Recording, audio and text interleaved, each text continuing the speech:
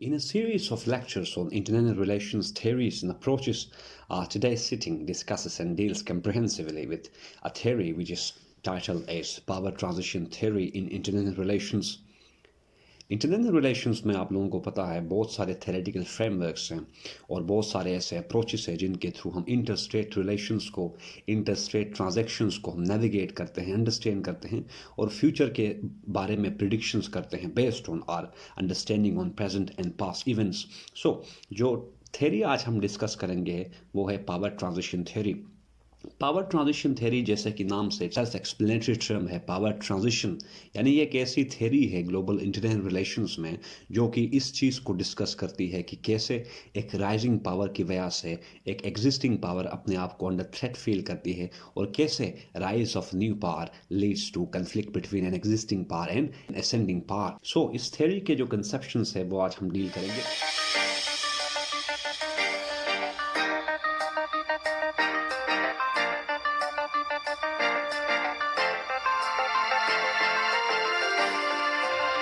Yes, hello people, I believe you're doing great and I welcome and appreciate your presence in Cuckoo's Study Lab. आप लोगों के सामने screen पर visible है कि this theory was enumerated by Organski in 1968। जो basics इस theory के बारे में हैं वो इस डॉक्यूमेंट में कोशिश की है कि आप लोगों को सिंपल लैंग्वेज में हम मेंशन करें ताकि समझने में ज़्यादा टाइम ना लगे। सेकंड पॉइंट है this theory presents global politics as hierarchy of nations unlike realism's emphasis on anarchy. अपने एक लेक्चर में हमने रियलिज्म के बारे में डिस्कस किया है कि रियलिज्म एक ऐसी थ्योरी है, primary one of the primary theories in international relations, जो कि जो ग्लोबल ऑपरेटिंग सिस्टम है उसको अनार्किकल कंसिडर करती है। जो प्रोपोनेंट्स हैं रियलिज्म के उनके अकॉर्डिंग जो ग्लोबल ऑर्डर है या वर्ल्ड ऑर्डर है वो अनार्किक है due in part to absence of a higher governing authority. So इस वजह से जो रियलिस्ट हैं वो कहते हैं कि it's anarchy that causes war between states. जबकि अगर पावर ट्रांजिशन थ्योरी की बात करें तो इसके जो एडवोकेट्स हैं उनका मानना ये है कि जो सिस्टम है वो एक हिरार्किकल सिस्टम है, ना कि एक अनार्किकल सिस्टम। सो ये हमारा सेकंड पॉइंट है। थर्ड पॉइंट इस कनेक्शन में है which is the advocates of this theory provide structural perspective for systemic insecurity war.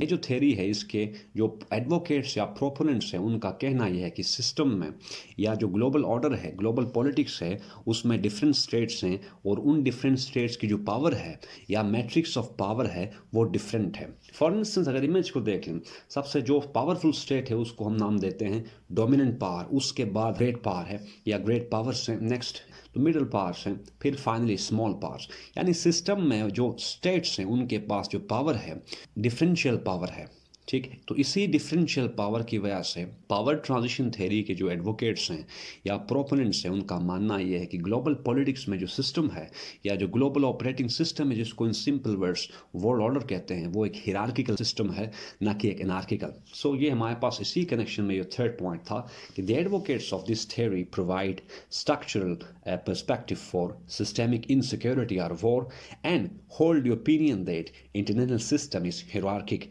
And not anarchic, जैसे हमने ऊपर बात की है रियलिस्ट का कहना है। आगे चले जाते हैं। This theory broadly categorizes states into two blocks और टू क्लासेस।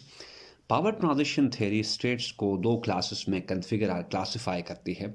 उनमें एक क्लास को हम कहते हैं स्टेटस को पावर, स्टेटस को स्टेट या उनको हम सेटिस्फाइड स्टेट्स कहते हैं। सेकंड जो इसमें क्लास है या कैटेगरी है वो डिससेटिस्फाइड एंड एंटी स्टेटस को या जो रिवेंचस पार्स उसको उनको हम कहते हैं या रिविजन स्टेट्स उनको कहते हैं। सो फर्स्टली हम देखते हैं कि स्टेटस को पार या सेटिस्फाइड पार या स्टेट्स कौन से हैं। सेटिस्फाइड और स्टेटस को स्टेट्स वो हैं जो कि एक एग्जिस्टिंग सिस्टम से, एग्जिस्टिंग ऑर्डर और एग्जिस्टिंग ग्लोबल ऑपरेटिंग सिस्टम से अगर वो सेटिस्फाई हों, अपनी उस सिस्टम में अपनी स्टैंडिंग से अगर वो खुश हों, सेटिस्फाई हों, तो उनको हम कहते हैं अकॉर्डिंग टू दिस थ्योरी वो सेटिस्फाइड स्टेट्स हैं जो कि सिस्टम को या जो उस सिस्टम में एग्जिस्टिंग जो फ्रेमवर्क्स एंड मैकेनिज्म्स हैं उनको मेंटेन एंड कंटिन्यू रखना चाहते हैं। उन स्टेट्स को हम कहते हैं status quo and satisfied states. तो यहां पे लिखा है they are the states satisfied with an existing operating system, distribution of power within that system, and their role being part of that system. So उन तमाम स्टेट्स को हम status को कहेंगे जो कि एक एग्जिस्टिंग सिस्टम और एक एग्जिस्टिंग ऑर्डर में अपनी पोजीशन उस ऑर्डर ने जो ग्लोबल डिस्ट्रीब्यूशन ऑफ पावर किया है उससे अगर सेटिस्फाइड हो तो उन स्टेट्स को हम कहते हैं। और इस थ्योरी के जो मानने वाले हैं या इस थ्योरी को जो थ्योराइज करने वाले हैं वो कहते हैं they are status quo and satisfied states. कुछ एग्जाम्पल्स यहाँ पर मेंशन किए हैं।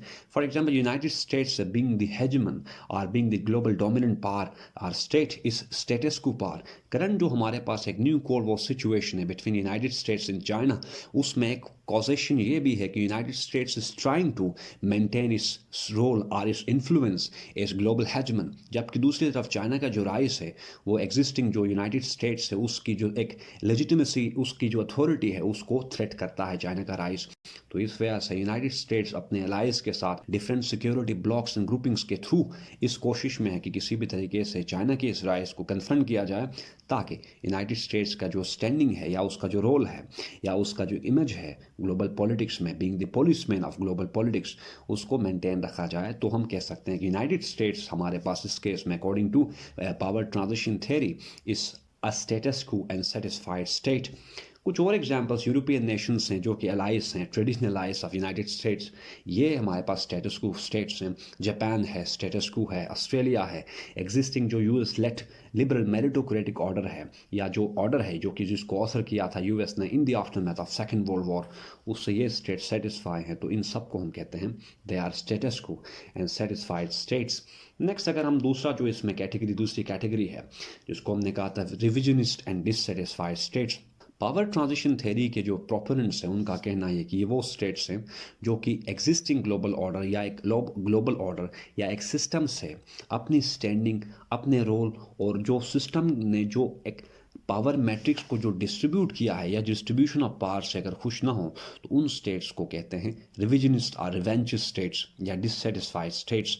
उनमें जैसे रशिया है, चाइना है, ईरान है, इंडिया है, as North Korea and so forth. So यहाँ पे हमने कुछ points mention किए हैं। Revisionist states or revanchist states are the ones dissatisfied with an existing order and want to alter it in their own image so as to accommodate their interests. United States, Russia and China के बीच में एक trilateral cold war जैसी situation सिर्फ इसी वजह से है कि China and Russia are not satisfied with the system introduced and implemented by United States in the aftermath of second world war. उनकी इसी डिससेटिस्फैक्शन की वजह से यूनाइटेड स्टेट्स की जो हेजमनी है या यूनाइटेड स्टेट्स का पूरा एक जो सिस्टम है इंस्टीट्यूशंस के फॉर्म में वो अंडर थ्रेट फील करता है या वो अंडर थ्रेट हो जाता है due in part to discontent and dissatisfaction of China and Russia. Russia and China को इस बात का भी ग्रीवांस है यूनाइटेड स्टेट्स से कि जिस ऑर्डर को यूनाइटेड स्टेट्स ओवरसी कर रहा है उस ऑर्डर के थ्रू यूनाइटेड स्टेट्स ने बाकी जो स्टेट्स हैं उनके राइज को ऑलमोस्ट नेक्स्ट टू इम्पॉसिबल किया है। सो इस वजह से चाइना एंड रशिया चाहते हैं कि इस ऑर्डर को रीओरिएंट एंड रिकन्फिगर किया जाए ताकि इस ऑर्डर में न्यू स्टेट्स का इमर्जेंस, न्यू स्टेट्स का जो राइज है वो पॉसिबल हो। So they are in this context dissatisfied and anti status quo states जिनको हम कहेंगे revisionist states. So first point हमने देख लिया। सेकंड यहाँ पे है being deeply dissatisfied, such states always attempt to alter the status quo by challenging the authority, preparedness and vulnerabilities of an existing or dominant power. जैसे China जैसे कर रहा है साउथ चाइना सी में, मिडिल ईस्ट में चाइना यूएस को replace कर रहा है।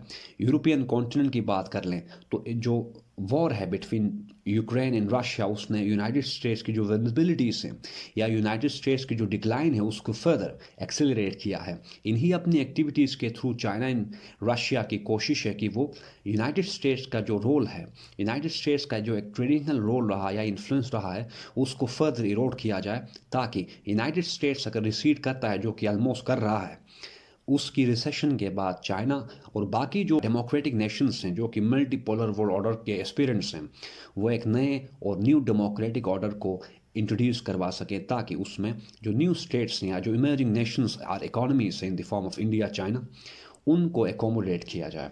इसमें कुछ एग्जाम्पल्स यहाँ पर मैंशन हैं जैसे चाइना है, रशिया है, ईरान है। ये सर्टन वो कंट्रीज हैं जो कि डिससेटिस्फाइड हैं with the US led order. फिर आगे कुछ और पॉइंट्स हैं। Moreover it focuses on differential growth rates. Differential यहाँ पे टर्मिनोलॉजी यूज इस वजह से हुई है क्योंकि डिफरेंट नेशंस की जो इकॉनमी की जो ग्रोथ रेट है या उनकी जो sophistication in terms of technology और जो उनकी मॉडर्नाइजेशन है इन टर्म्स ऑफ मिलिट्री वो वेरिड है, वो सबकी सब सिमिलर नहीं है। तो इस वजह से यहाँ पे टर्म यूज हुए differential growth rates and their ramifications on relative power between Nations.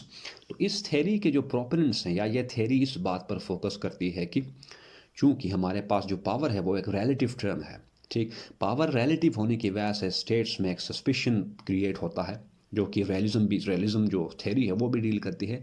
उसी सस्पिशन की वजह से स्टेट्स के बीच में conflict leading to hot confrontation होती है। नेक्स्ट पॉइंट है, according to proponents of this theory varied rates of growth likely to pave the way for potential conflict when an emerging nation, जिसको हम असेंडिंग स्टेट भी कह सकते हैं, eclipses the power of an existing power. एक और इसमें conception है, आप लोगों ने पढ़ा होगा आई गेस, कि थ्यूसिडिडीज ट्रैप है ग्राहम टी एलिसन का। उनके अकॉर्डिंग एक एग्जिस्टिंग नेशन और एग्जिस्टिंग स्टेट अपने आप को अंडर थ्रेट फील करती है द मोमेंट जब कोई दूसरी स्टेट जो है ना वो इमर्ज करती है as a counterweight to the existing power.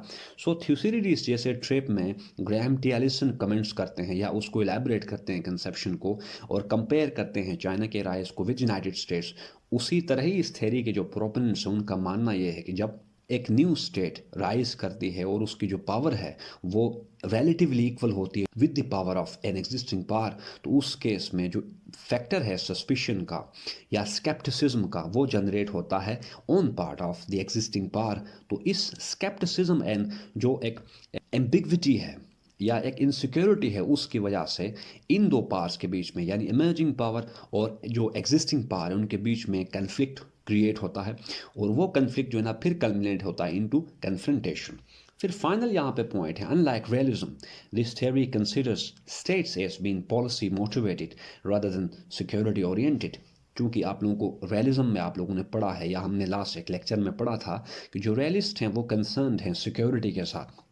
Specifically अगर डिफेंसिव रियलिज्म की बात करें तो वो सिक्योरिटी को लेके बड़े ही जो है ना वो काफ़ी ज़्यादा थ्योराइजिंग करते हैं कि स्टेट्स अपनी सिक्योरिटी एंड सर्वाइवल के लिए किसी भी हद तक जा सकते हैं। लेकिन पावर ट्रांजिशन थ्योरी के केस में जो प्रोपोनेंट्स हैं या इस थ्योरी के जो एडवोकेट्स हैं उनका कहना यह है कि स्टेट्स जो है ना वो पॉलिसी मोटिवेटेड हैं, अपनी पॉलिसीज़ को ज़्यादा प्रायोरिटाइज करती हैं, जबकि जो रियलिस्ट हैं उनका मानना यह है स्पेसिफिकली डिफेंसिव रियलिस्ट की स्टेट्स अपनी सिक्योरिटी के बारे में बड़े ही सस्पिशन का शिकार रहते हैं, बड़े कंसर्न रहते हैं। सो यहाँ पे सर्टेन डिफरेंसेस आ जाते हैं बिटवीन पावर ट्रांजिशन थ्योरी और रियलिज्म है। रियलिज्म के अंदर चूंकि फर्दर स्ट्रेंथ्स हैं तो आप लोगों को मैं फर्दर इस वजह से बार बार डिफेंसिव रियलिज्म कह रहा हूँ कि डिफेंसिव रियलिस्ट वो हैं जो कि सिक्योरिटी मैक्सिमाइजेशन को प्रायोरिटाइज करते हैं और पावर मैक्सिमाइजेशन, जबकि पावर मैक्सिमाइजेशन की बात करें तो वो ऑफेंसिव रियलिस्ट हैं। सो आई बिलीव इस थ्योरी की आप लोगों को समझ आ गई है। अब क्वेश्चन फाइनली यहाँ पे ये है कि इस थ्योरी को कैसे यूटिलाइज करें, इस थ्योरी को कैसे पेपर में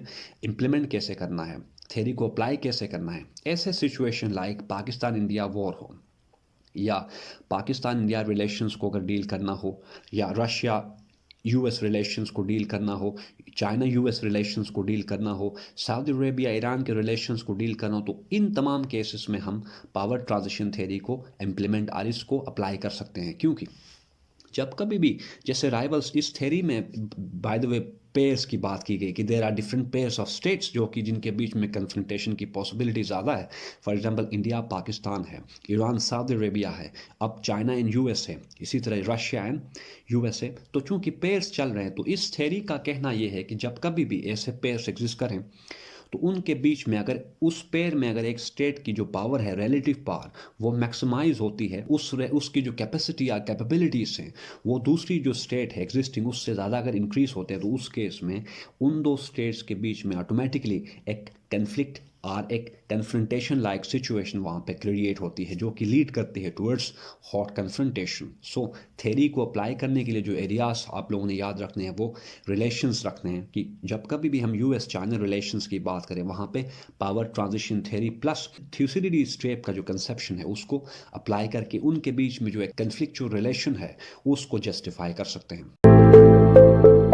So this is all for today, people. If you got any confusion related to this topic, please let me know about your issues through your comments. I will address them in my next lecture. Thank you very much.